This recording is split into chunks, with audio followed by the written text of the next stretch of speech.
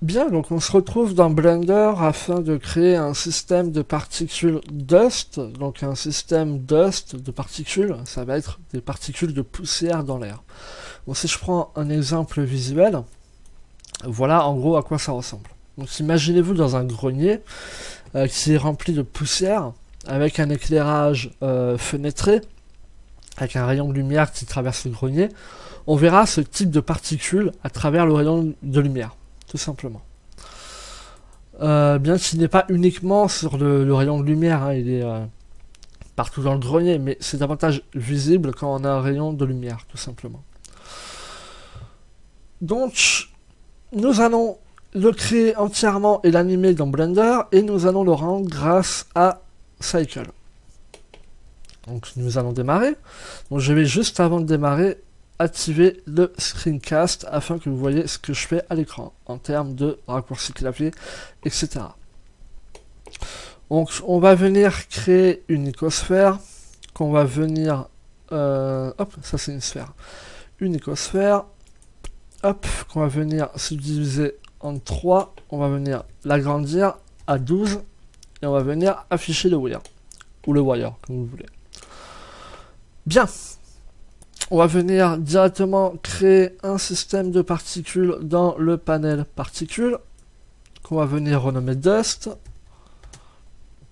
Très bien. Moi, je vais venir mettre la timeline, donc le start à 0 et le end à 50.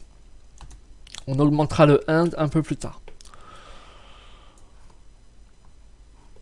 Dans le nombre de particules, dans un premier temps, on va le mettre à 15 000, ce qui me paraît plutôt pas mal, et après on l'augmentera à 50 000, parce qu'on est des tarés, voilà, tout simplement.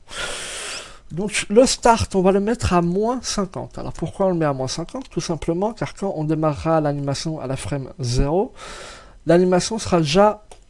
Enfin l'animation, le système de particules, la simulation sera déjà entamée. Ce qui permettra d'avoir quelque chose de continu dès la frame 0. Voilà, voilà, tout simplement. Le lifetime, on va le mettre à 100. Donc en gros, le lifetime, ça va être la durée de vie d'une particule. D'accord? Donc par exemple, si ma particule démarre à la frame 50, donc ma particule naît à la frame 50, elle mourra à la frame 150. Tout simplement. Le end, donc, c'est pour dire à Blender d'arrêter de simuler des particules à la frame qu'on aura définie dans end. Donc là, par exemple, à la frame numéro 10, je lui ai dit arrête de simuler des particules, tout simplement. Donc là, on va le mettre suivant la durée de notre animation. Donc là, je vais mettre 200 dans mon cas. Mais si votre plan fait plus de 200 frames, bien évidemment, vous mettez par rapport à la longueur du temps de votre plan, tout simplement. On ne va pas toucher au paramètre random, donc en gros, le paramètre random, ça va permettre tout simplement de varier le temps, la durée de vie d'une particule, du end et du start. Voilà, tout simplement. Emit from, on va le mettre dans volume. Alors volume, ça va permettre de simuler les particules à partir du volume de notre forme, de notre géométrie. On clique sur random, car on veut quelque chose qui est relativement random. D'accord? On veut pas quelque chose qui est limite linéaire, droit, rangé. On veut quelque chose qui est un peu fouillis, aléatoire. Et on coche use modifier stake, tout simplement parce que j'ai envie et ça fait classe. Voilà. Je plaisante. Ça va permettre d'utiliser en fait les modifications qu'on aura fait dans le stack, tout simplement. Donc on ne va pas toucher au cache, on va toucher à la vélocité. Mais avant, ce qu'on va faire, c'est qu'on va dans Field Weight mettre la gravité à 0. Et là, vous allez me dire, Corentin, tu m'as parlé tout à l'heure de gravité sur les particules. En effet, sur la Terre, les particules sont... enfin, il y a de la gravité sur les particules, d'accord? Elles tombent. Par exemple, si vous lâchez une plume, bien qu'elle soit légère, la plume, elle va tomber. Par rapport à son poids, etc. mais elles tombent. Bah, les particules, c'est exactement pareil. Elles tombent. Sauf que le poids est tellement léger qu'elles vont quasiment flotter. En fait. Elles vont tomber, mais nous, on a l'impression qu'elles flottent, et limite, qu'elles ne soient pas concernées par la gravité, tout simplement, parce qu'on voit les particules aller, par exemple, monter, descendre, aller vers la gauche, vers la droite, etc. Tout simplement parce que dans l'air, on a certains courants d'air chaud, courants d'air froid. Même si cela on ne le ressent pas, c'est tout autour de nous. Par exemple, l'air va être beaucoup plus chaude quand elle est rapprochée d'un écran d'ordinateur, par exemple, que si elle était éloignée de cet écran d'ordinateur. Donc tout autour de nous, pas qu'à la montagne ou pas que dans les gros environnements, on a des changements de température très minimes qui vont permettre en fait aux particules, et vu qu'elles sont très légères, de varier leur orientation. D'accord ? Sauf que, comme je viens de vous le dire, les particules, dans la réalité, sont concernées par la gravité terrestre. Et là, on vient de mettre la gravité à 0. Alors, pourquoi ? Tout simplement parce qu'on va simuler le fait d'avoir une force sur nos particules avec le paramètre de vélocité. Le paramètre de vélocité va nous permettre d'émettre des forces, contraires ou non, sur nos particules. Par exemple, dans émetteur object, dans Z, si je mets moins 15, ou voire même moins 50 pour que vous vous rendiez compte, voilà ce que ça fait. Les particules vont aller vers le bas. Et si je mets 50, elles vont aller vers le haut. D'accord ? Et etc. pour les autres axes d'orientation. Donc là, je vais remettre à 0. Et on va venir, comme ça, changer un peu les paramètres. Donc là, je vais mettre emit objet, donc normal à 0. Mais si je joue mon animation, vous remarquez qu'il n'y a plus d'animation des particules. Elles naissent et puis elles meurent. Si je remets le normal à 1, vous voyez qu'elles vont émettre par rapport au centre de notre volume et s'étirer vers l'extérieur. Vu qu'il n'y a plus de gravité, elles ne tombent pas. D'accord ? Donc on va remettre normal à 0. Et l'animation qu'on avait sur nos particules, on va la retrouver avec le paramètre random. Mais avant d'activer le paramètre random, dans émetteur object, on va mettre des valeurs assez faibles pour donner une orientation à nos particules. Donc là, par exemple, je mets moins 0,3. Je mets moins 0,1. Donc là, on peut voir qu'elle commence à bouger légèrement. D'accord ? C'est très léger. Et dans Z, on va mettre moins 0,1 également. Vous voyez, hop, elle commence à bouger vers le bas. Maintenant, l'onglet Random va être intéressant. Vu qu'on a défini une force sur nos particules grâce à Emitter Object, on va lui dire, tout simplement, maintenant, tu me mets ça, mais en mode random. Et là, les particules vont aller dans tous les sens, tout simplement. Elles n'auront pas un sens défini. D'accord ? Là, elles vont en haut, en bas, etc. Et plus on augmente la valeur du random, plus les particules vont être random, donc aléatoires. Comprenez par là, aléatoire. Mais, comme vous voyez, ça va augmenter la vitesse de nos particules. Ce qui est normal, vu que nous jouons avec des paramètres de vélocité. Donc si on augmente les forces contraintes sur nos particules, ça va augmenter la vitesse de nos particules. C'est logique, d'accord ? Si je mets par exemple à 25, vous voyez à quel point ça va vite, d'accord ? Mais cette vitesse, nous allons pouvoir venir la gérer.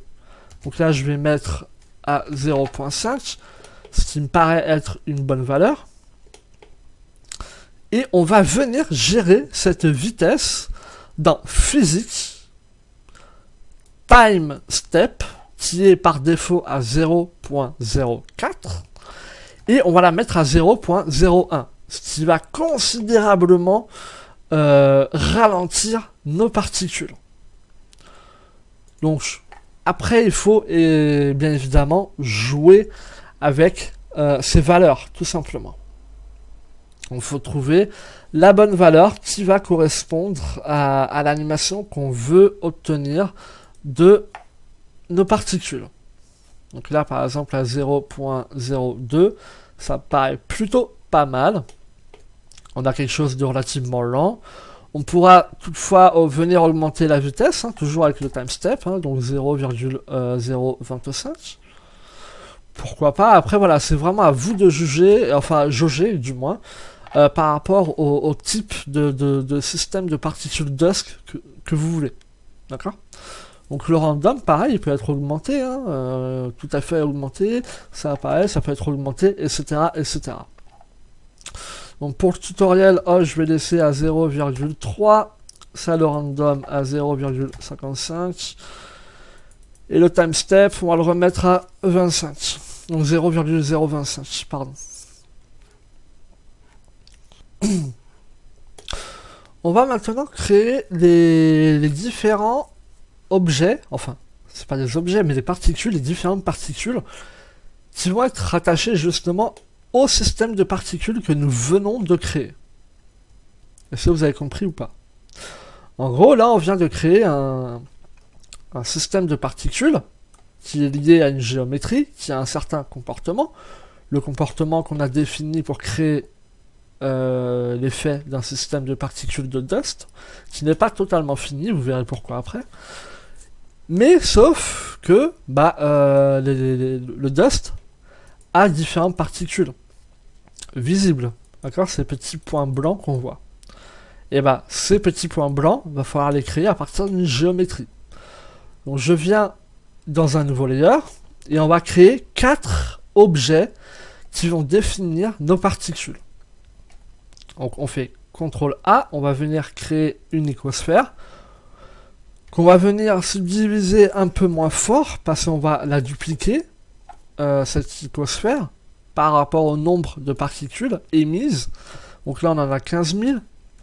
Tout à l'heure on va le mettre à 50 000. Donc imaginez le nombre de particules. Ça fait quand même beaucoup. Donc il faut vraiment limiter tout simplement le nombre de polygones de notre icosphère. Moins il y en a, mieux c'est. D'accord? Je vais venir la mettre ici et on va venir créer un cylindre. Je vais me remettre en mode vue solide. On va modifier sa valeur. Hop là, F6. Donc dans vertice, on va mettre 8. Ça me paraît plutôt pas mal. Ouais, ça me paraît pas mal, 8. Et on va venir modifier tout simplement notre cylindre. Donc là, on va venir directement en mode individual origine, faire un scale. Donc ça, ce sont des choses élémentaires. Donc je ne vais pas passer de temps dessus. Hop, on va extruder. On va venir faire une rotation, bouger en profondeur, en largeur, etc. Voilà, tout simplement, E. Voilà, pourquoi pas comme ça. On va le bouger vers la gauche. On va recréer un cylindre. Et on va comme ça créer 2 autres cylindres déformés de cette manière, différemment bien évidemment, pour créer de la poussière dust. Hop, on vient scaler légèrement. Hop. Après on pourra faire des variations de scale. Pourquoi pas. Hop, extrude. Tout bêtement. Hop, extrude. Hop, extrude. Hop là. R. Hop, on fait des variations de scale. Hop.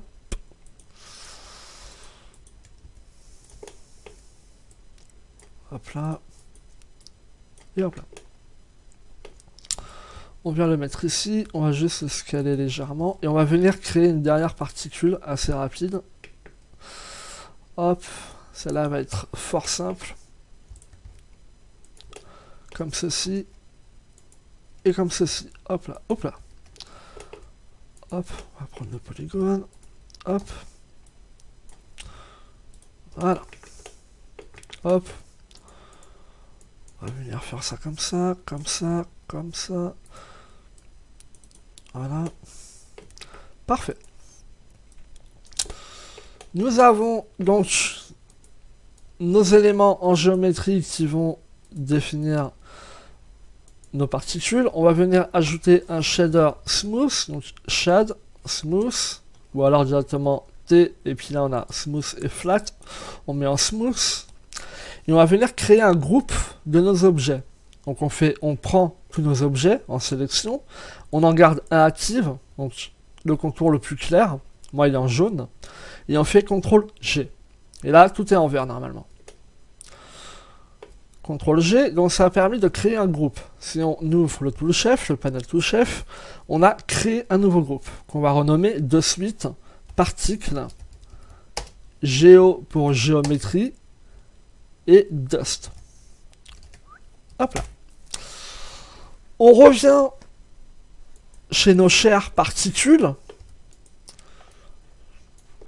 et on va venir affilier en fait notre groupe de géométrie qu'on a créé à nos particules. Donc pour cela, on va aller dans Render, on va aller dans Groupe et on va venir choisir le groupe. Paf. Là, on voit bien que ça a, par exemple, mis un des cylindres qu'on voit ici, le dernier qu'on a créé, un autre, le premier qu'on a créé, le second, et les icosphères. Sauf qu'on peut voir, si on joue l'animation, bah ça fait pas terrible, quoi. Hein, ils sont tous orientés de la même manière, ils ont tous la même taille, ça fait pas très joli, quoi. Donc, on va venir modifier ces paramètres. Alors on pourrait commencer à modifier la taille par rapport à ces paramètres, etc. Mais on va plutôt le modifier par rapport aux paramètres de la physique. Donc déjà, ce qu'on va faire, dans un premier temps, c'est le random, on le met à 1. Le random, comme ça nous permet d'avoir des particules de différentes tailles. Ce qui est plutôt pas négligeable. Donc, ça fait déjà un peu mieux, ça fait un peu plus réaliste. Le 6, on va le mettre, que je dise pas de bêtises, on va le mettre à 0.015. Ça fait toutes petites particules. Alors je vais peut-être l'augmenter pour le moment la valeur à 0,05 afin de voir ce qu'on fait comme manipulation sur les particules. Et à la fin, on remettra à 0,015 au niveau de la taille. Ensuite, on va venir gérer tout simplement l'orientation, donc la rotation de nos particules. Là, ça commence à faire un peu plus sympa, d'accord? Mais c'est pas encore totalement ça, quoi. Alors, la rotation, on va mettre comme d'hab le random à 1, d'accord? La phase, on ne va pas y toucher, ça sert à rien. Par contre, le random, bah, si on ne touche pas la phase, on va pas toucher au random, d'accord? La phase, on pourrait éventuellement la mettre à 0.5 et le random à 1. Éventuellement. Donc là, vous pouvez vous rendre compte qu'on a quelque chose de plutôt sympathique, d'accord? Donc, le vélocité en rotation, ça va nous permettre en fait de les faire tourner sur eux-mêmes durant l'animation, tout simplement. Donc on peut mettre la valeur à 1.45. La phase, on peut toujours l'augmenter ou pas. Non, on va la laisser à 0.5. Et on peut mettre dynamique. Et évidemment, il faut cocher dynamique pour voir les particules tourner sur eux-mêmes. D'accord ? Ce qui va vraiment donner du réalisme à nos particules. Si on ne cochait pas dynamique, d'accord, les particules auront une trajectoire, une certaine trajectoire, une rotation définie, qui est en mode random, mais elle ne tournerait pas sur elle-même. D'accord? En cochant Dynamics, ça permet aux particules de tourner sur eux-mêmes. D'accord? Par exemple, là on le voit bien avec la particule qui est ici. Hop, elle arrive et elle tourne sur elle-même. Donc ce qui va donner vraiment du réalisme à nos particules Dust. D'accord? À partir de là, ce qu'on fait, on a plus ou moins fini de paramétrer nos particules. Donc on va venir changer donc la taille. Donc on remet à 0.015. Donc là, ça commence vraiment à faire réaliste, d'accord? Et on va augmenter le nombre de particules, comme je vous l'ai dit, à 50 000 particules. Ce qui fait quelque chose de vraiment, vraiment très réaliste, d'accord? Là, on obtient vraiment un système de particules réaliste, d'accord? De Dust, bien évidemment. Donc, à partir de là, notre système de particules est terminé. Il est tout simplement terminé. Alors, on pourrait affiner les paramètres, peaufiner les paramètres, peut-être éventuellement ajouter une force aux particules. Mais pour le moment, on va rester vraiment basique. D'accord? Après, je vous laisse faire joujou avec les paramètres. Pourquoi pas, donc, comme je vous l'ai dit, donc ajouter une force aux paramètres. Ça se passe dans Force Field Setting. Par exemple, si j'ajoute du vent, d'accord, hop, on va augmenter le strand. Pourquoi ça ne le prend pas en compte? Oh, apparemment, j'ai un petit bug.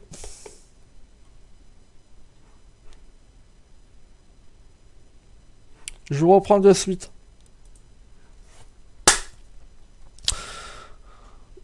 Donc j'ai eu un petit problème en fait, j'ai pas sauvegardé ma scène Blender et j'ai eu un petit bug.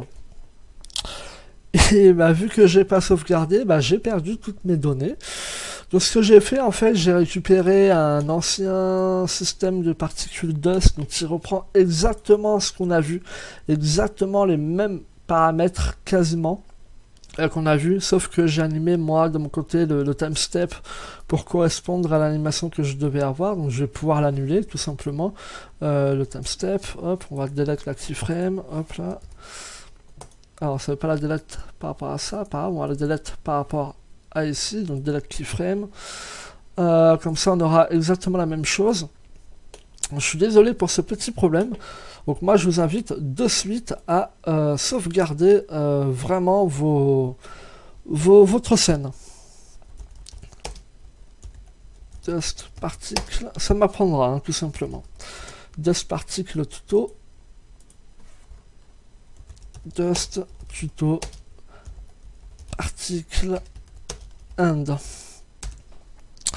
Donc ça reprend vraiment exactement ce qu'on vient de voir, hein, tout simplement.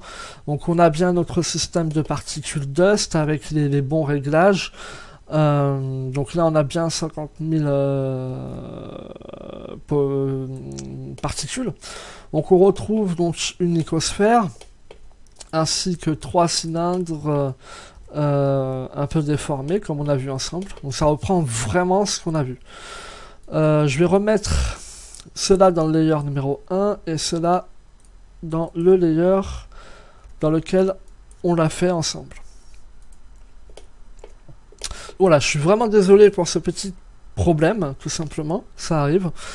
Et d'où l'importance vraiment de sauvegarder votre travail. Ça évitera de le perdre bêtement. Donc, on en était à l'animation de notre système de particules qui est terminé. D'accord? Donc, nous allons voir maintenant la gestion de la caméra et des matériaux qui vont composer nos particules. Parce que là, si je fais un rendu, on a ça, mais tout simplement parce que j'ai affilié un matériau, aux particules. Mais normalement, vous devriez voir tout noir, quelque chose qui est tout noir, d'accord? Hop, ça on va le retirer, voilà. Donc dans un premier temps, ce qu'il va falloir faire en termes de matériaux, c'est que là, on a une sphère qui est visible au rendu. D'accord? Sauf que nous, voilà, ça, vous devriez avoir ça en termes de rendu, normalement. Nous, on veut quelque chose qui est transparent. On ne veut pas avoir la sphère. Tout simplement, dans le cas où on a un background derrière, ou alors une scène, un environnement, quoi, tout simplement. Donc ce qu'on va faire, c'est qu'on va créer un nouveau matériau, qu'on va de suite renommer Trans-Ico Sphère. Vous allez dans le node Editing, vous vérifiez bien que vous êtes bien dans les matériaux. On va venir ajouter un node transparent. On va venir relier dans Surface, d'accord? Et à partir de là, notre icosphère est transparente. D'accord? Pour appliquer des matériaux à nos particules, il faut se rendre sur les objets, le groupe qu'on a créé. Il faut appliquer le matériau sur ce groupe. D'accord? Donc hop, je remets juste le shader smooth qui est parti avec ma nouvelle scène. Hop, pour qu'on ait exactement la même chose. On fait un nouveau matériau qu'on va nommer particle 01. On va enlever le diffuse et on va venir ajouter un mix shader qu'on va venir relier à surface. On va venir créer un shader émission qu'on va venir mettre dans le premier slow shader et un deuxième dans on va mettre transparent dans le deuxième. Ce qui va nous permettre tout simplement d'avoir une particule flat, donc blanche, sans infolumière dessus, donc aucune réflectivité sur la lumière et les ombres. Ça se permet d'avoir quelque chose de plat en fait, tout simplement.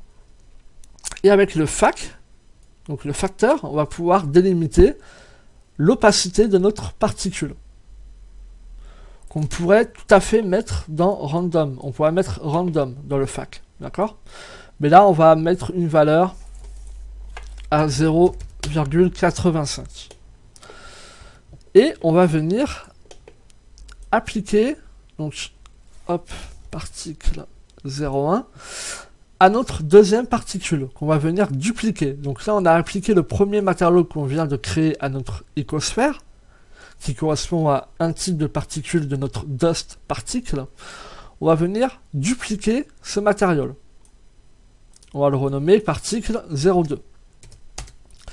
Et on va venir, par exemple, mettre une valeur différente, donc 0,6. Et on va faire pareil pour celui-là. Donc, hop, particle 0,2. On duplique, on renomme. Et on vient changer la valeur, par exemple, à 0,95 ou alors 90. Ça pourrait être pas mal. Ouais, celui-là, on peut pouvoir même le mettre à 0,8 pour faire vraiment différent. Hop, on revient particle 0,3, on vient le dupliquer et on le renomme. Hop, et on va venir changer la valeur, pourquoi pas à 95. Donc si on fait un rendu, voilà ce qu'on obtient. D'accord? Quelque chose avec des particules qui sont tout simplement d'une opacité différente.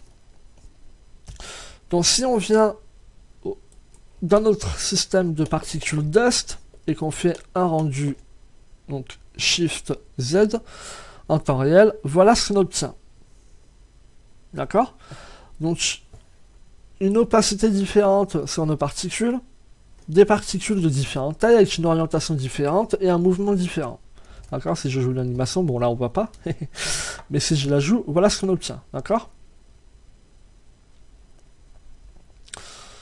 Donc maintenant, à ce système de particules, afin de faire un joli rendu réaliste, on va créer une caméra et on va paramétrer donc la depth of field, la profondeur de champ de notre caméra.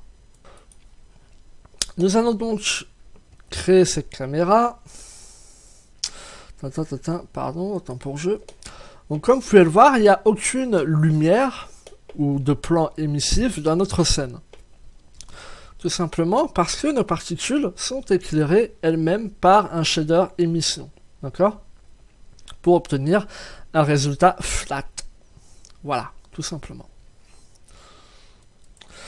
Avant de paramétrer la caméra, je reviens donc par rapport à l'éclairage de nos particules.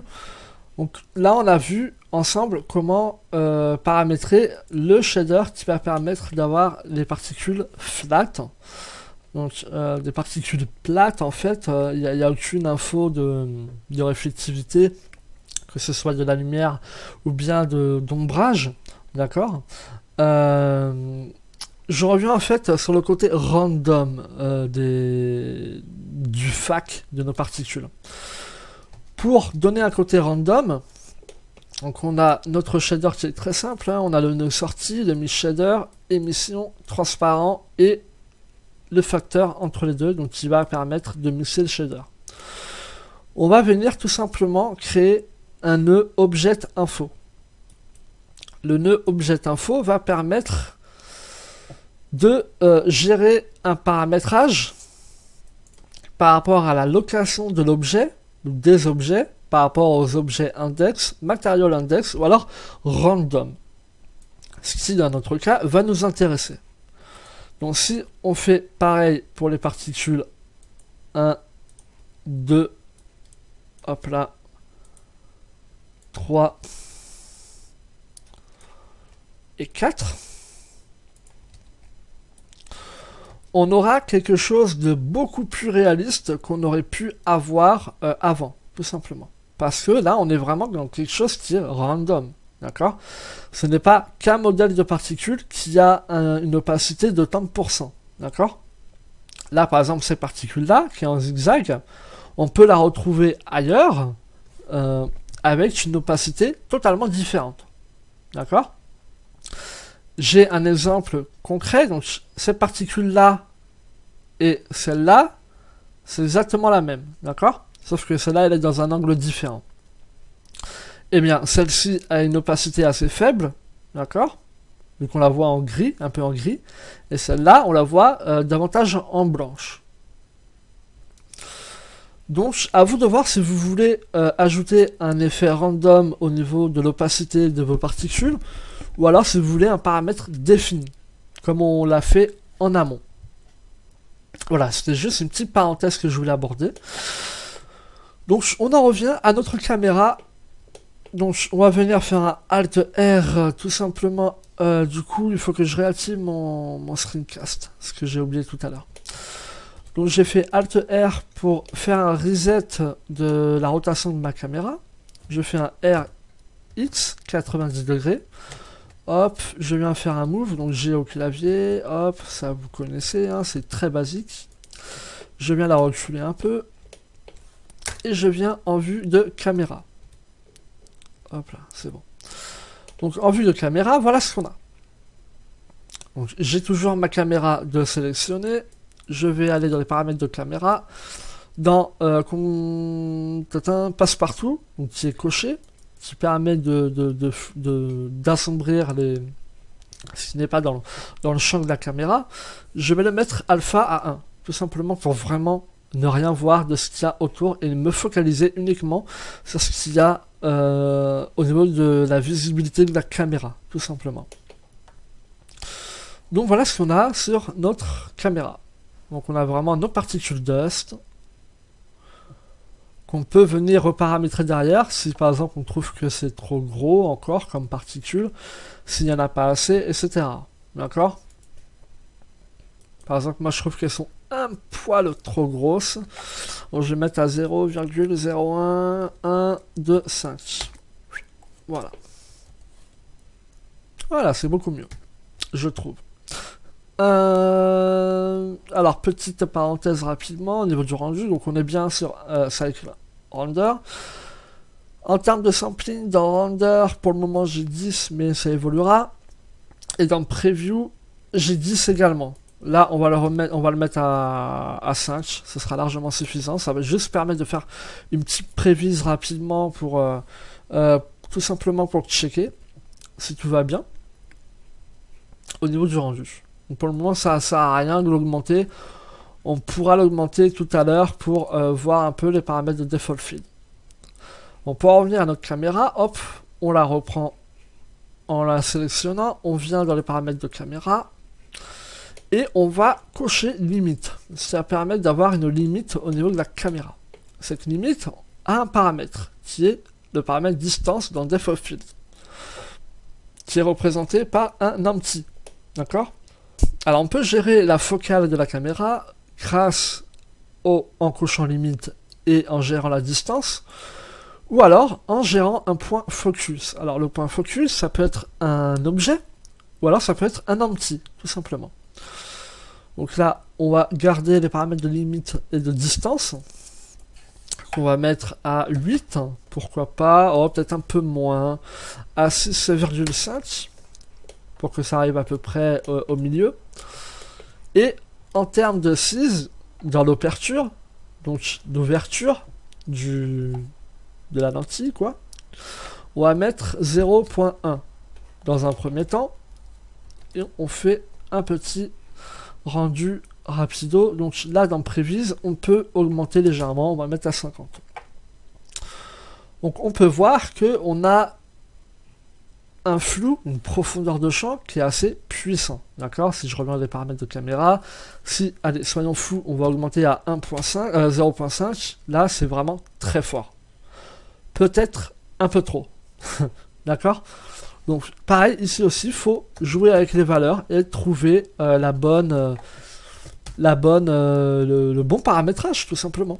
D'accord? Donc si on reprend la référence, hop, je vais juste enlever le rendu GPU. On peut voir donc qu'il y a une focale, pareil, qui est, là elle est assez au premier plan, vu que tout le dernier plan est flouté. Donc là c'est plutôt vers le premier plan que la focale est focalisée, justement. Et on peut voir que l'ouverture, donc le radius, est assez petit, vu que on a pas trop de flou en arrière-plan. D'accord? Donc le bokeh, ça s'appelle le bokeh, n'est pas énorme. Donc on peut jouer avec une valeur à 0.125, ça irait pas mal.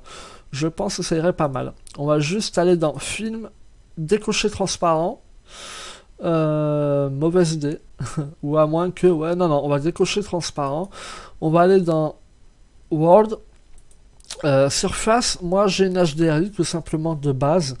Normalement, vous n'avez rien. Vous avez un fond gris, normalement. Ce que je vais faire, c'est que je vais remettre, voilà, un fond noir. Donc pareil, mettez le background en noir également. Et je vais juste augmenter la valeur de prévise à 150. Histoire de voir. Donc là, on peut voir que le bokeh est... pas le bokeh, pardon. La profondeur de champ est peut-être un peu trop grosse. On va la descendre à 0.1. Moi, comme ça, ça me convient. Clairement, ça me convient. Mais vous pourriez la descendre également à 0.05. Ce qui est totalement bien aussi. Hein. Après, voilà, ça dépend du résultat que vous voulez obtenir. Pareil pour la distance, si vous voulez la diminuer, ou alors l'augmenter tout simplement. Voilà, ça dépend vraiment du résultat que vous voulez obtenir. D'accord? Donc là, on va essayer de trouver une bonne distance. 4, ça me paraît pas mal, 4. Peut-être un peu trop. 5.25. Ça me paraît plutôt pas mal, comme ça. Voilà, voilà. Ouais, c'est pas mal. J'aime bien. Ok. Donc, on va remettre la prévise à 15 pour le moment. Et on va venir créer un background. D'accord? On pourrait créer directement le background en compositing. Ce qu'on va faire au final. Mais je vais vous montrer comment créer un background de couleur directement dans votre fenêtre.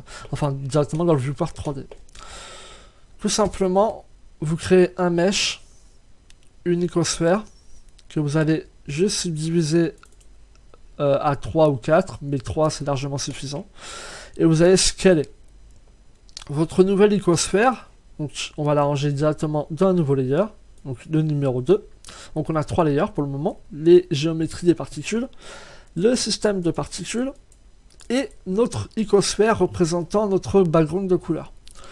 Cette icosphère, on va ajouter un shader smooth, on va venir en mode édition, faire un CTRL F et venir faire un flip normal.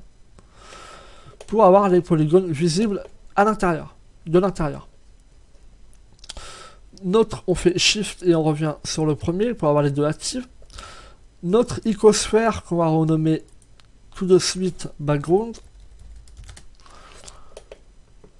doit englober notre scène globale. Donc, par exemple, si vous avez une animation de logo, par exemple, comme mon intro, comme vous avez pu le voir à mon intro, mon background, il englobait toute ma scène. Donc mes particules, ma caméra, donc la focale de ma caméra et mes éléments d'animation. D'accord? À cette icosphère, on va ajouter un matériel qu'on va renommer background. D'accord? Moi, j'en ai déjà un de fait. Donc, c'est déjà fait, tout simplement. Je vais tout simplement vous le décrire. Donc, mon matériel, c'est un nœud de sortie, un shader émission qui va permettre d'avoir pareil quelque chose de flat, donc de plat et de design, pour pas qu'il y ait d'infos, de lumière, de réflexion de lumière, d'ombrage, etc. Un color ramp qui va définir la couleur de mon background pour ne pas avoir un fond uni, mais un dégradé progressif de couleur. Ici, noir, bleu marine, vert. Mon nœud gradient color pour lui donner donc le gradient type. Un mapping pour gérer, ici j'ai géré, il me semble, le scale. Et un texture coordinate qui permet de mettre tout ce qu'on vient de faire dans notre node shader pour correspondre aux UV de notre sphère qui représente le background. On aurait pu mettre objet, caméra, etc. Mais là, moi je voulais UV. Donc là, vu qu'on n'a pas d'UV, on va créer rapidement des UV. Donc en mode édition, on vérifie que tout est sélectionné. Donc A, on fait U et on va faire sphère projection. Ça va créer un dépliage très rapide. On s'en fout s'il est un peu crade. On sait qu'on aura une coupure, quoi qu'il arrive. Donc c'est pas bien grave. D'accord? Le tout est de définir où est la coupure. Donc si par exemple je fais une petite prévise, ma coupure est là. D'accord? Donc dans mon champ de vision, va pas falloir que je mette la coupure en plein milieu. D'accord?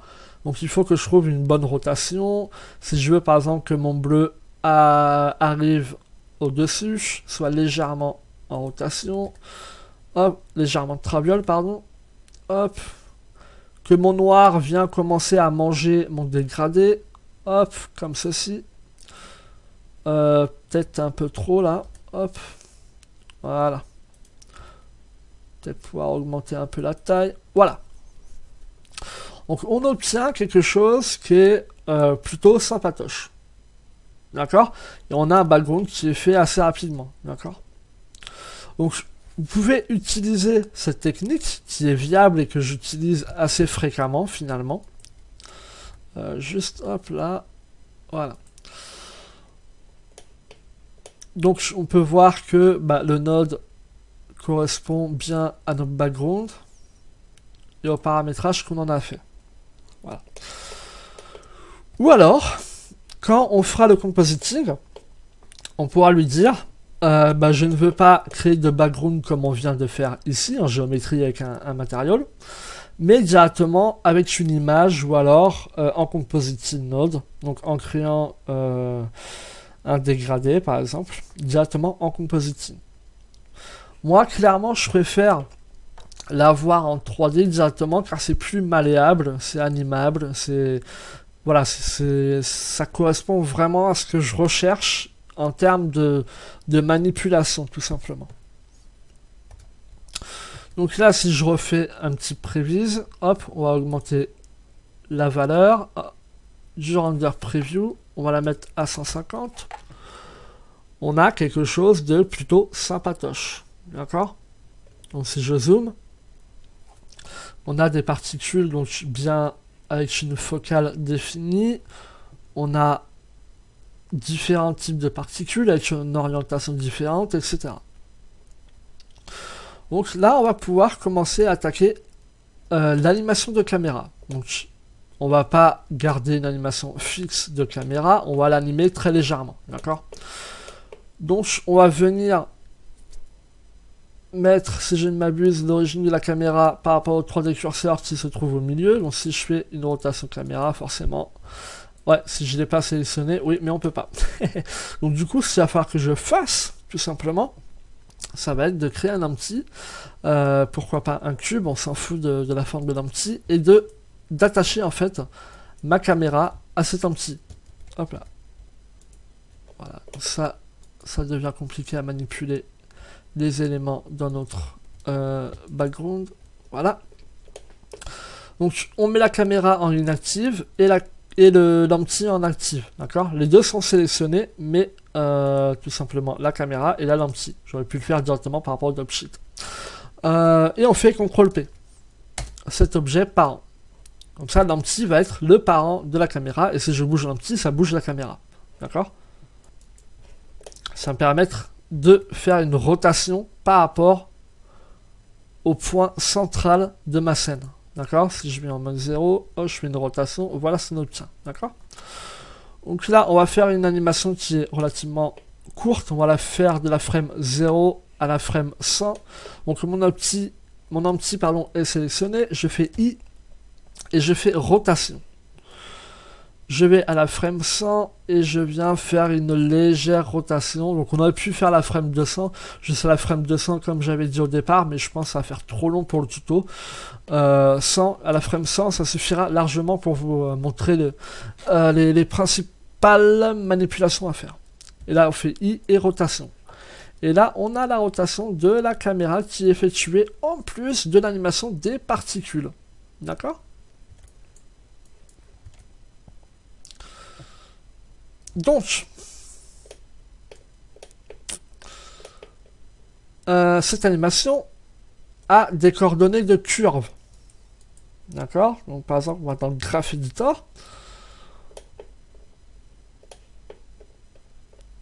Hop. Ça, c'est la rotation, ça représente la curve que vous voyez devant nous, là. Ça représente la rotation de la caméra, de l'empty, plus précisément. Ce qu'on va faire, c'est qu'on va le mettre en mode linéaire. Pour que je n'ai pas de ralentissement, que ce soit au début ou à la fin. Donc T au clavier, et on fait linéaire. Et là, on a quelque chose qui démarre et qui termine à la même vitesse. D'accord?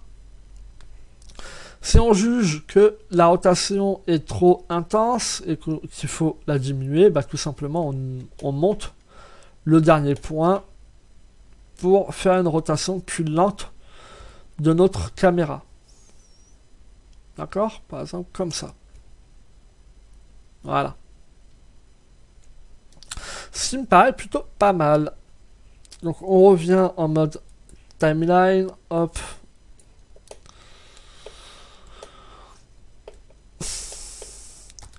Ce qui va nous rester à faire avant de faire le compositing et après le rendu, ça va être de baker nos particules. Donc nos particules, une fois qu'on a terminé de paramétrer correctement nos particules et que cela nous plaise, on va les baker tout simplement. Afin qu'il n'y ait pas de bug durant le rendu, car il se peut qu'il y ait un bug, un petit blocage, ou alors que les particules le comportement des particules ne correspond pas au paramétrage qu'on aura fait avant de lancer le rendu. Pour éviter cela, on va tout simplement baker les particules. Pour ce faire, on se rend dans le panel de particules et on va venir dans l'onglet Cache, qui est ici. Et à partir de là, on va bake all dynamic en sélectionnant bien évidemment les particules. Et là, ça bake. Et là, on a nos particules de baker. Comme ça, ça évite vraiment de tout simplement qu'il y ait de mauvaises surprises durant le rendu. Ça m'est déjà arrivé. Donc pensez bien, une fois que vous avez bien validé vos particules, d'accord, de bake les particules avant de lancer le rendu. Voilà. Je vais juste faire un petit CTRL S pour éviter le même problème que tout à l'heure. Ça me foutrait un peu en run de reperdre mon fichier en fait. Donc à partir de là, on va pouvoir commencer à paramétrer le rendu.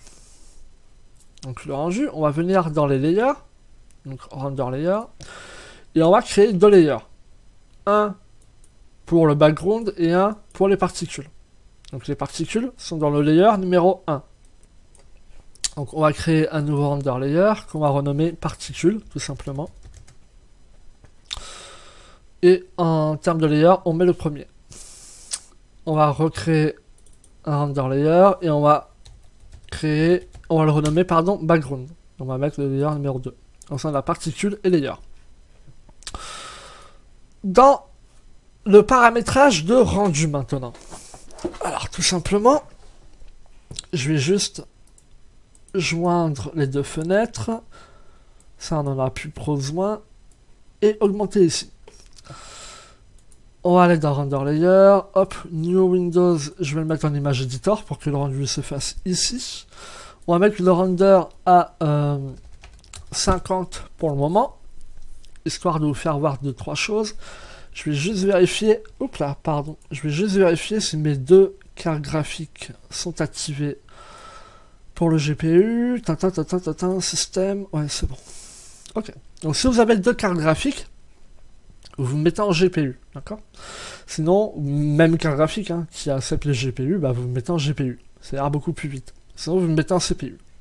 Donc pour activer ici le GPU, si vous avez des cartes graphiques compatibles, faites CTRL ALT U.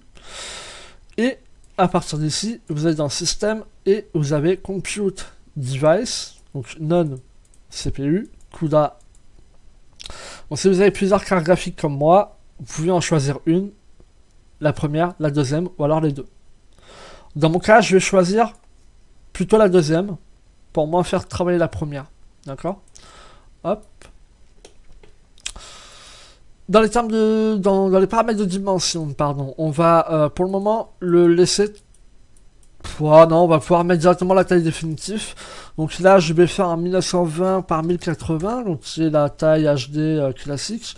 Et je vais mettre le pourcentage à 50. Donc ça sera moitié moins grand. Et après, on le remettra à 100 quand on fera les rendus définitifs de notre animation. D'accord? Donc start frame, end frame. Donc, ça correspond à la durée de notre animation. D'accord? Je vais juste me remettre en vue caméra entre deux. Hop.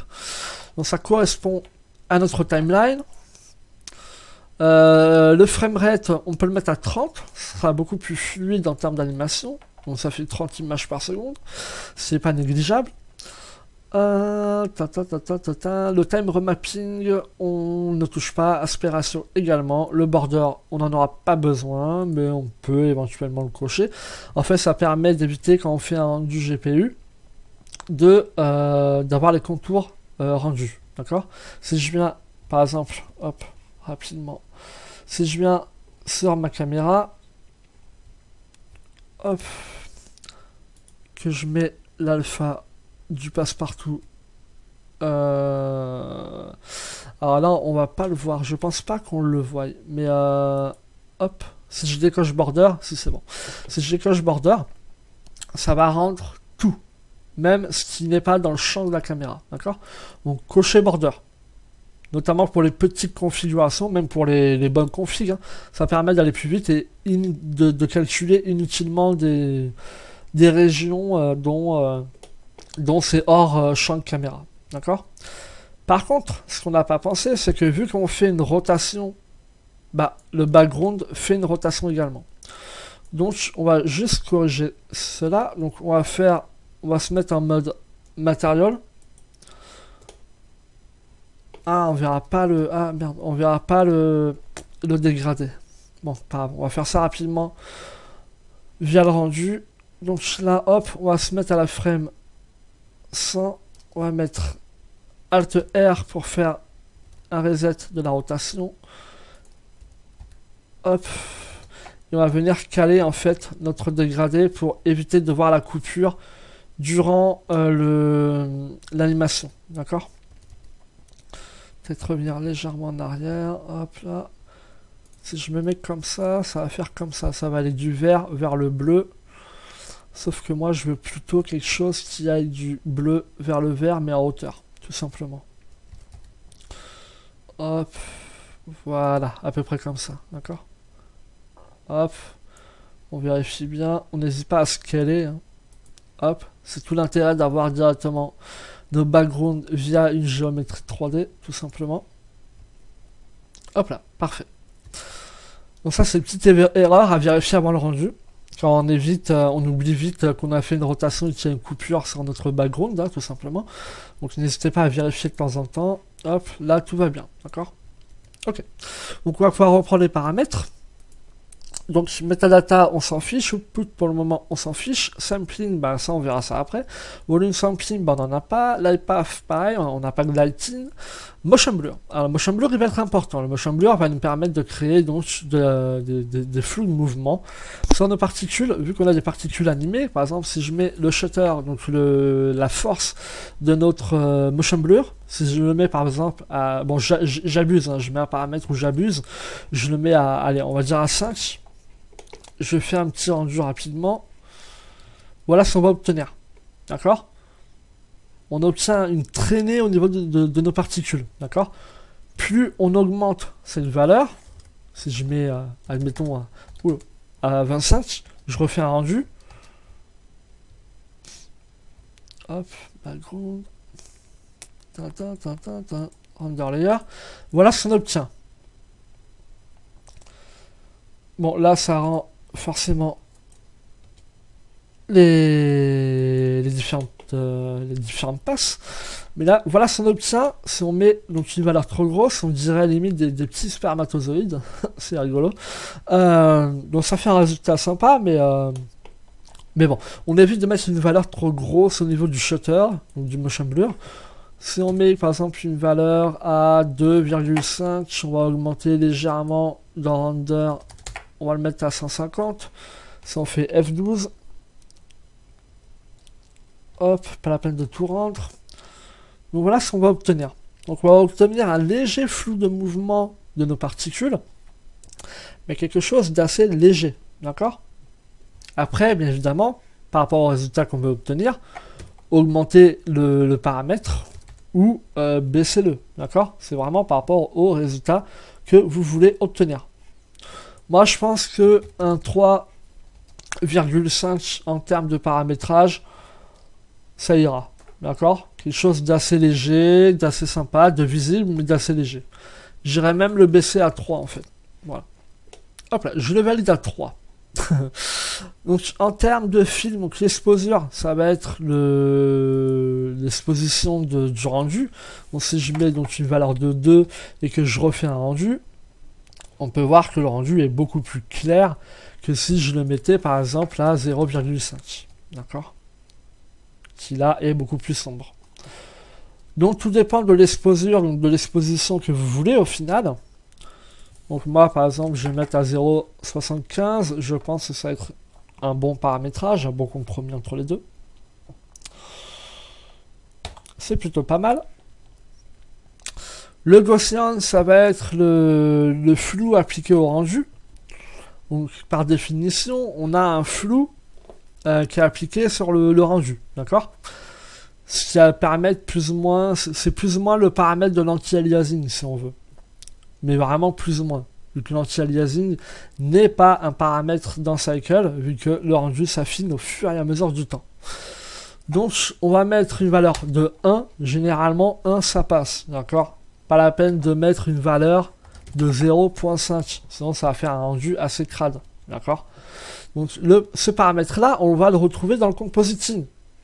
Donc il est plus intéressant de mettre une valeur neutre, donc à 1, et de venir accentuer les détails du rendu en compositing. Parce que là, une fois que le rendu est fait, si vous voulez changer ce paramètre, il faudra refaire le rendu, d'accord? Donc c'est plus facile de négocier ce paramétrage en compositing. Donc, mettez une valeur neutre, 1. D'accord? Si on n'avait pas de background... Oh, ça fait joli. Ça fait très joli, j'aime bien. Si on n'avait pas un background fait en géométrie avec une icosphère, on aurait dû créer... Enfin, pas créer, j'ai n'importe quoi, moi. On aurait dû cocher transparent. On va également faire... afin d'avoir une transparence au niveau de nos passes. D'accord? Je peux vous montrer à la rigueur ce que ça donne. Donc si je vire mon background, on le remettra après. On décoche transparent, on fait un rendu. Je fais un rendu, automatiquement en background, j'aurai la couleur que j'ai dans mon monde, en fait, dans le world. D'accord? HDRI, background, peu importe. Si je coche transparent, donc dans film, je refais un rendu. Là, on aura bien la transparence d'activer au niveau de notre rendu. C'est-à-dire qu'on aura la couche alpha qui va être permutée au rendu. Tout bêtement. Donc ça, c'est la couche alpha. D'accord?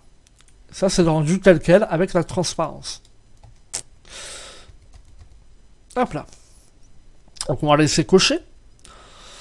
En termes de performance, donc le tile, ça va être les petits carreaux des rendus. Ça, hop, les petits carreaux là. Hop, hop, hop, hop, hop, hop, hop, hop, hop, hop, hop, hop. D'accord? Ça aurait pu faire un bon jeu 8 bits en fait. Bim, bim, bim, pop, pop, pop. Non, bon, bref, j'arrête mon délire. Alors, on peut régler la taille de ces carreaux. Donc, moi, je vous conseille pour les bonnes configs de le mettre à 256 x 256. Le mettre 2 fois, voire 3 fois, voire 4 fois moins grand pour les petites configs. Bon, ça permettra d'aller plus vite pour les grosses configs, tout simplement. Hop, hop, d'accord? Voilà. Je réactiverai mes 2 cartes pour le rendu final. Donc pour le moment, on s'en fout, on va rien cocher. Progressive Refine, c'est en gros il n'y a pas de tile. Le rendu il se fait progressivement. D'accord? Comme son nom l'indique finalement. D'accord? C'est au fur et à mesure, ça s'affine. Un peu comme Keyshot, par exemple. Ou alors Octane.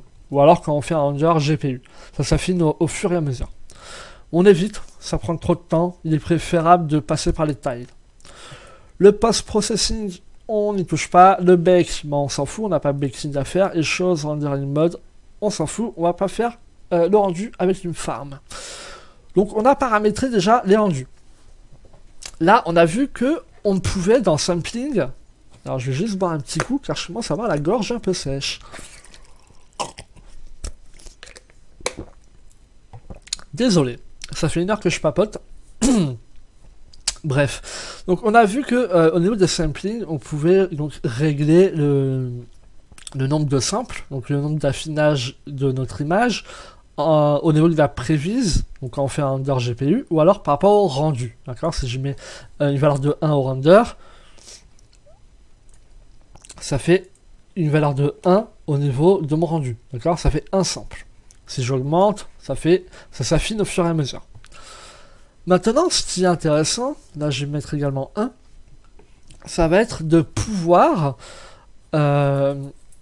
tout simplement affecter à chaque layer, donc là on a 2 layers, donc ça c'est simple, un sample par layer, un nombre de samples par layer.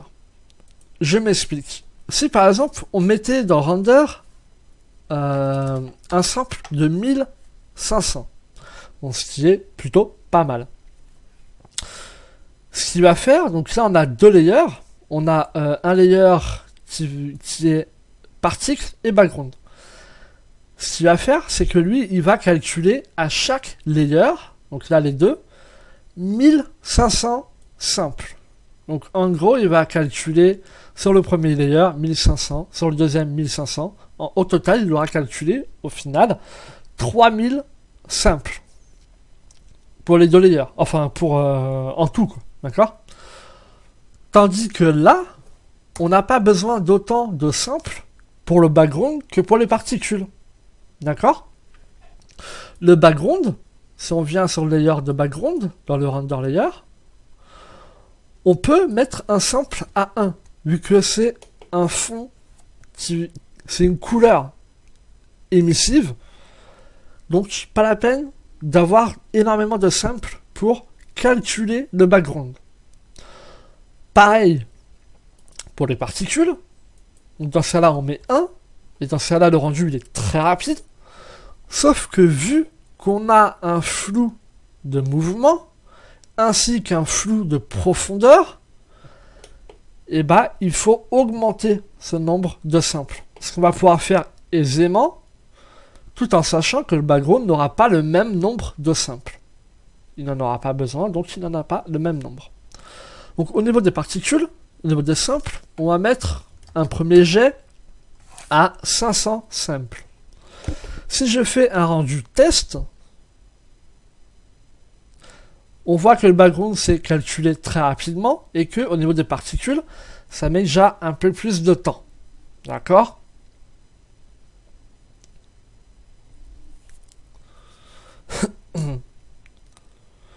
Normalement, 500, ça devrait passer crème. Hop, render layer. Alors pourquoi il me fait ça? Oh, les particules. Non, les particules, ça passe crème. Le background. Ouais, ça passe crème. Alors le render layer, c'est le rendu défini, donc les deux passes emboîtées ensemble. Sauf que vu que dans les paramètres de render, on a mis la valeur à 1, donc ça fait un sample. Bon, on n'a pas besoin de mettre plus, vu qu'on va pas utiliser en fait l'image telle qu'elle, on va faire le compositing. Donc c'est là que le compositing, il intervient. Donc au niveau du render, on va agrandir la fenêtre et on va venir en node editor pour faire le compositing final de notre animation. Donc on vient en mode node pour créer donc notre compositing de pass. On va venir dupliquer le render layer, on va couper le composite, donc CTRL pour couper le lien, d'accord? Et on va juste faire CTRL Shift et on va cliquer sur le premier render layer pour activer directement un viewer. On voit rien pour le moment, tout simplement parce qu'il faut utiliser, enfin cocher use node et backdrop.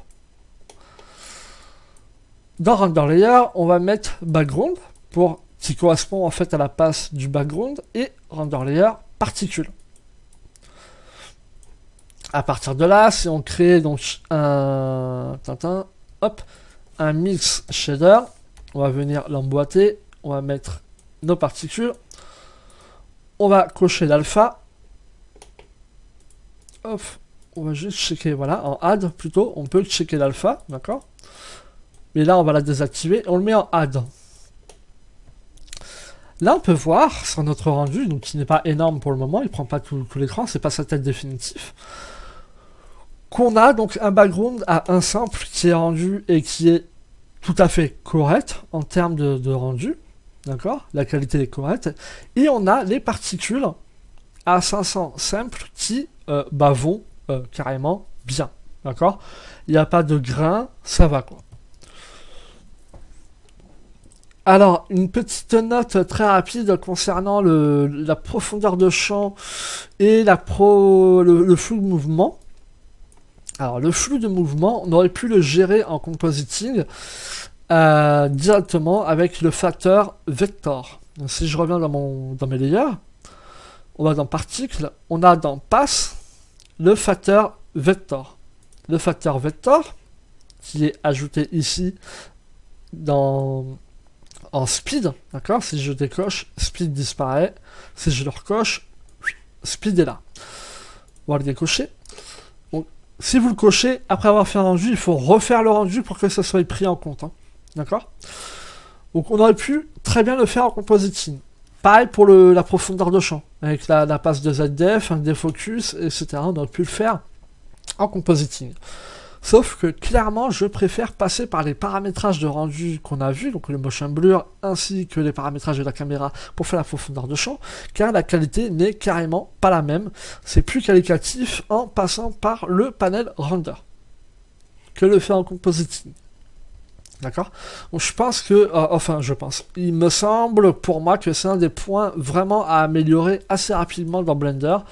Le compositing de la passe de depth-field, donc profondeur de champ, ainsi que de flou de mouvement qui marche plus ou moins bien pour des choses relativement simples. À partir du moment où on a des choses relativement compliquées dans une scène, dans un environnement, ça devient un peu plus coton pour compositer avec le node compositor une passe de motion blur. Je cherchais le nom. Bref, donc voilà. Alors avant de faire les 2-3 composites de notre animation, je vais juste la rendre à 100%. Donc là, ça fera la taille 1920 par 1080. Donc je lance le rendu. Je vais peut-être vous couper la vidéo si c'est un peu trop long et je vous reprends juste après le rendu. Bien, le rendu est terminé, donc nous allons pouvoir attaquer le compositing final. Donc on va pas faire un compositing très compliqué, on va faire quelque chose de simple. Donc nous allons dans un premier temps voir comment on pourrait donc changer le background. Donc le background, comme je vous l'ai dit, ou on peut le faire en 3D, comme on a fait, et comme je préconise de faire, ou alors on le fait en compositing. Dans ce cas-là, vous voyez, si je change de couleur, déjà, hop, on peut avoir un background uni assez rapidement, donc avec une add, donc mix en réalité. On peut déjà changer de couleur, mettre une teinte bleutée et faire quelque chose d'assez rapide si on veut un fond uni, d'accord? En sachant que tous les paramètres qu'on va appliquer sont animables, d'accord? On peut insérer des keyframes, d'accord? Donc on peut augmenter ou non le FAC en animation sur notre timeline et d'autres paramètres. En revanche, donc ça c'est pour les paramètres au niveau des valeurs. Pour les paramètres de choix, on ne peut pas animer malheureusement. D'accord? Ce qui est plus ou moins logique finalement. Donc ça c'est pour mettre une couleur unie. Maintenant, si on veut mettre un gradient, bah, vous voyez bien qu'on ne peut pas finalement. Donc il faut en fait tricher. Alors c'est un peu compliqué en fait, mais on peut tricher en apportant un preset, en formant un preset, par exemple un rectangle noir par exemple, qu'on viendrait flouter et qu'on viendrait positionner ou gérer une rotation, exactement comme dans Photoshop. Tout simplement, si je prends Photoshop, hop, alors assez rapidement, hop, est-ce que je vais pouvoir ouvrir Photoshop? Ouais. Alors, admettons qu'on a, hop, je vais créer une petite compo rapide, 1080, voilà. Ça, c'est notre rendu, d'accord? Je vais mettre un fond bleuté, ou gris, peu importe, on s'en fout. Donc, je vais créer un nouveau nœud. Donc, ça, c'est mon nouveau nœud dans mon node. Je vais créer une forme. Grâce à mon node compositor, je vais créer une forme de couleur noire. Donc, par exemple, comme ceci, d'accord? Je vais à cette forme créer un flou de mouvement. Créer flou, donc ou de Gaussian ou de mouvement. D'accord? Alors,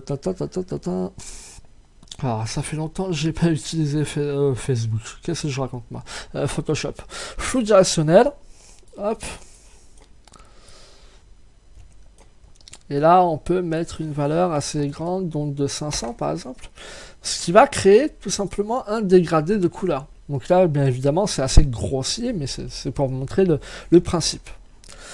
À ce node, on va lui appliquer un node de rotation et de position. D'accord? Si je reviens dans Blender, hop, on peut mettre trap position. D'accord? Donc si je vais tout simplement distort dans transform, ce qui permet tout simplement de scaler et de changer la position de haut en bas et de gauche à droite notre forme, donc celle-ci, d'accord, qu'on aurait composité dans Blender. Et on peut également ajouter un node de rotation, d'accord. Il me semble qu'on peut, ouais, rotate, hop. Donc si on connecte à l'image, on peut tourner, d'accord, notre image. Donc ça reviendrait tout simplement donc à appliquer une position et une rotation et un scale à notre image. Donc c'est exactement ce que fait le rôle du transform dans Photoshop. D'accord, on peut le scaler, on peut faire une rotation, on peut refaire un scale et on peut revoir sa position. Et on accepte.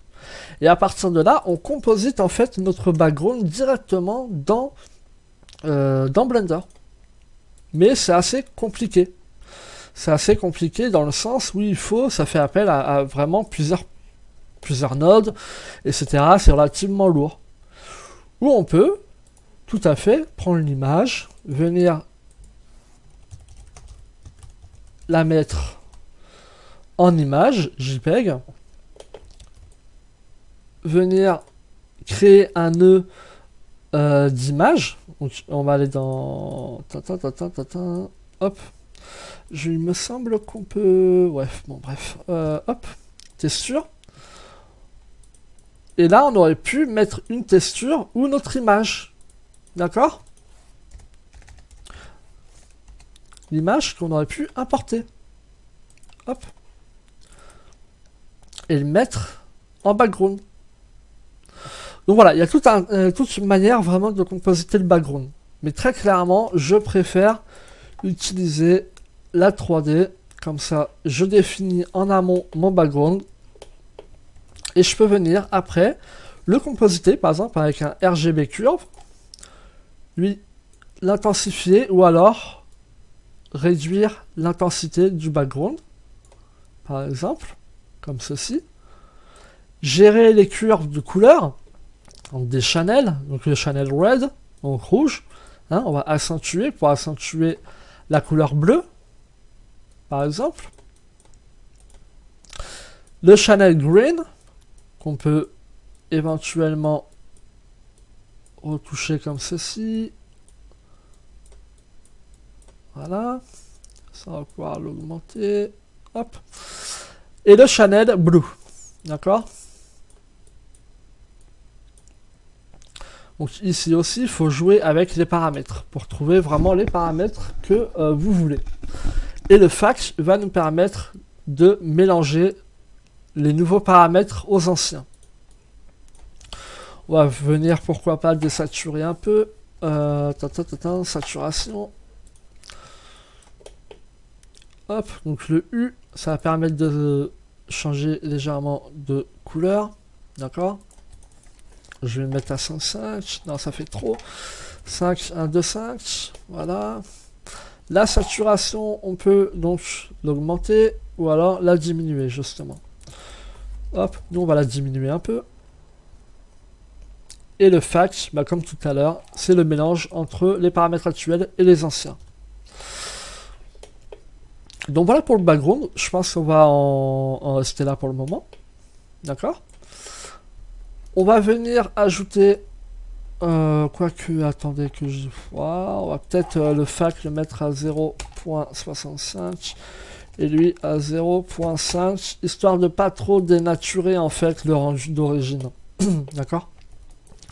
On va réajouter un RGB curve, et là on peut augmenter ou diminuer la valeur des particules. Donc on peut voir qu'on a encore un peu de grain, donc pour le rendu final, je pense qu'on augmentera encore un peu le rendu. D'accord ? Les samples au niveau du rendu. Donc pareil, à vous de trouver le bon mélange pour rendre vos particules assez visibles. D'accord ? Je pense que là, ça ira très bien. Une fois que vous avez composité votre background ainsi que vos particules, alors comme je vous ai dit, hein, c'est très simple en termes de... On fait quelque chose de très simple en termes de compositing, pas poussé non plus, quoi. On va venir ajouter donc un filtre. Voilà, on va ajouter... pourquoi pas... Attendez que je dise pas de bêtises, un glare. Et on va ajouter un distort. Lance distorsion. Donc on va mettre le glare en premier. Ça va permettre de mettre du glow en fait. Alors je sais pas si on verra du moins l'effet. Pour la simple et bonne raison que c'est pas très flagrant, on va dire. On va pouvoir mettre le threshold à 0.75. Le 6, si je le mets à 6. Alors, je suis pas sûr qu'on le voit correctement en fait l'effet. Parce qu'il y a trop de particules. Tout simplement, ça permet de créer du glow, hein, tout simplement. Mais là, il n'y a pas... Ouais, il y a trop de particules. C'est trop... c'est pas défini, quoi. C'est pas comme une image architecturale, par exemple. Donc malheureusement ça marche pas ce que je voulais faire. Bon, pas grave. On va faire un lance distortion pour ajouter de l'aberration chromatique. Donc on fait 0.05. C'est relativement fort déjà. Mais moi j'aime bien l'aberration chromatique. Ça ajoute... bah après faut pas trop en abuser non plus. Faut pas déconner. Mais ça ajoute du réalisme rendu. Et surtout dans les particules. Voilà, ça ajoute vraiment du réalisme. Voilà. On va peut-être réaugmenter l'effet des particules. Voilà, pour les rendre quand même visibles de manière significative. Voilà, là ça me plaît. Et on va mettre un filter qu'on va régler en sharpen. Donc ça va permettre, comme on a vu tout à l'heure, dans le Gaussian, le white, si on diminue la valeur, le rendu était moins flou. Bah là on prend, on le fait avec un node sharpen. D'accord? Donc dans filter, tout simplement. Et on le règle en sharpen. Le fact, donc c'est l'intensité, on va le mettre à 0.35. Ce qui me paraît déjà pas mal. On va peut-être même le diminuer. Hop là. Alors comme je vous ai dit, il y a un peu de grain, on va augmenter la taille des samples. Donc moi je vais les mettre, hop, dans render layer, particle, là ils sont à 500, je vais les mettre à 1000. Je vais activer mes deux cartes. Hop, donc là j'ai mes deux cartes activées, hop. Je suis sur mon deuxième écran, désolé. Hop, j'ai mes deux cartes activées, je save. Je save ma scène, car faut pas déconner. Et je viens refaire un rendu et je vous reprends juste après. Bien, donc le rendu à 1000 simples pour les particules est terminé. Donc j'ai encore un peu de grain qui est dû au sharpen. On enlève le sharpen, il n'y a plus du tout de grain. Donc le sharpen ajoute un peu de grain, donc il faut jouer avec la valeur du sharpen pour pas trop en mettre, mais ça fasse assez net et pas flou. D'accord? Donc faut paramétrer. Donc là on a terminé clairement notre tutoriel sur les particules dust system. Donc je vais rendre les 100 frames en animation et je le mettrai dans l'intro du tuto que j'ai pas encore fait. Il faut que je le monte après. Donc pour répéter rapidement ce qu'on a pu voir, après je vous montrerai comment on enregistre le rendu. Donc on a vu comment créer un système de particules de type dust complètement, quoi, à partir de 0. Donc on a vu comment le paramétrer, comment paramétrer les réactions des particules pour que cela corresponde à des mouvements de particules dust. Donc si j'enlève le mouvement de caméra et que je laisse que les particules dust. On a vu comment animer un peu la caméra, on a vu comment créer un background, on a vu comment gérer les layers, les paramètres de rendu, le compositing et le rendu.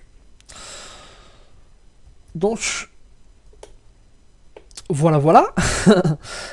Donc, vous pouvez donc intégrer ce type de particules dust à vos animations, comme je vous l'ai dit durant le tutoriel, ou alors le rendre sur un background noir et avoir uniquement les particules dust sur ce background noir, comme ceci par exemple, que vous pouvez intégrer ensuite dans vos compositions Photoshop, par exemple, ou que sais-je.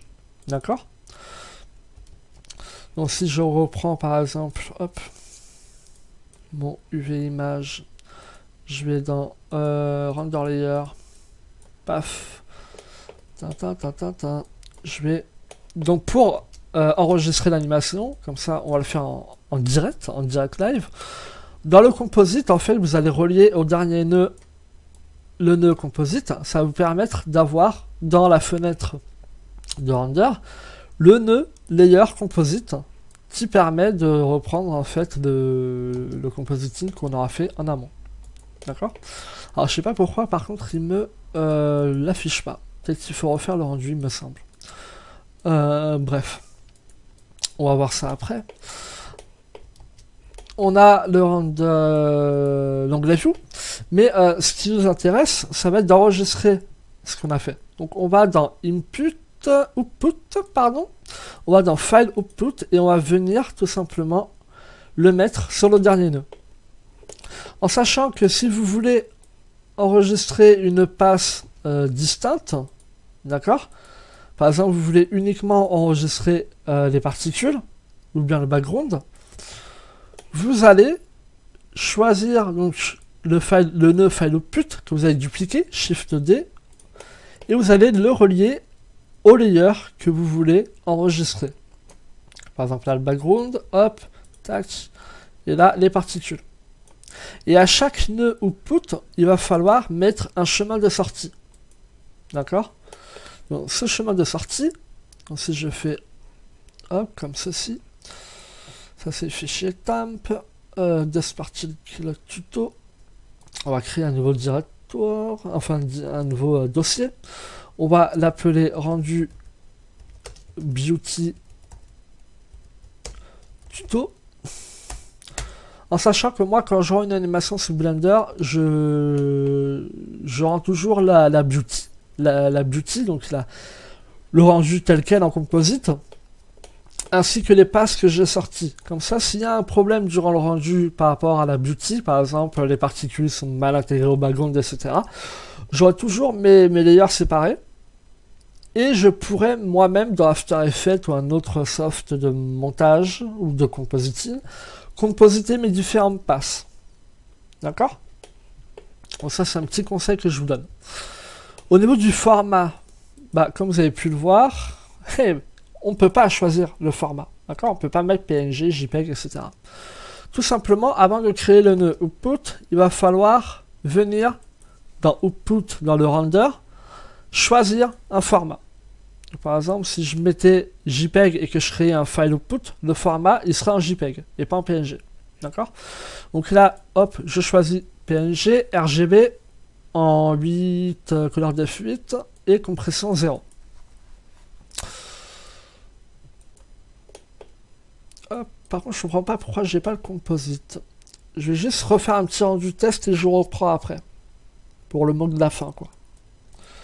Donc le rendu est fini, donc oui, il fallait bien faire le rendu pour qu'on voie dans le render slow le composite, le nœud composite. Parce que je voulais vous montrer en fait tout simplement qu'on pouvait très bien hop, mettre le background noir, enregistrer l'image, donc F3. Hop, ça c'est dans le dossier, ok. Aller dans Photoshop et venir ouvrir notre image. Image particle test et venir la compositer dans Photoshop. Hop là, par exemple, d'accord? Ça garde l'aberration chromatique et ça garde toutes les infos composites. D'accord? Donc voilà comment créer un système de particules dust, comment les manières de le compositer, de les rendre. La manière de gérer le background, vraiment la manière vraiment de créer de A à Z un système de particules dust, tout simplement. Et donc pour lancer le rendu, il suffit tout simplement de cliquer sur animation une fois qu'on a configuré les nœuds de sortie. Vous cliquez sur animation et puis ça rend l'animation en suite d'images, si vous avez choisi PNG par exemple. Sinon vous choisissez un format vidéo, mais je vous conseille une séquence image plutôt. Vous cliquez sur animation, puis voilà, ça rend votre animation. Donc voilà, donc j'espère que ce tutoriel complet vous aura permis d'appréhender comment créer un système de particules dust dans Blender et comment le rendre et le compositer. Puis j'espère que ça vous donnera des idées de compo, et puis n'hésitez pas à me montrer vos rendus. Moi ça me ferait plaisir de voir ce que vous êtes capable de faire en suivant le tutoriel. Et puis quant à moi, je vous dis à très vite pour un nouveau tutoriel qui portera sur Halloween. Voilà, à très bientôt et bon blend à vous. Au revoir.